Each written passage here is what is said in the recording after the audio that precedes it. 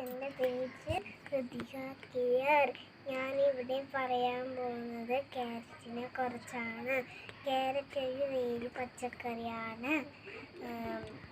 അത് മണ്ണിൻ്റെ അടിയിലാണ് വളരുക.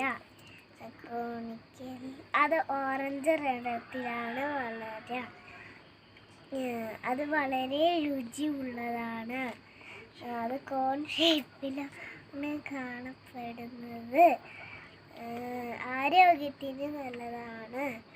വിറ്റാമിനും ഫൈബറും അടങ്ങിയിട്ടുണ്ട്. അലുവ, അച്ചാറ്, സാലഡ് എന്നിവ ഉണ്ടാക്കാം.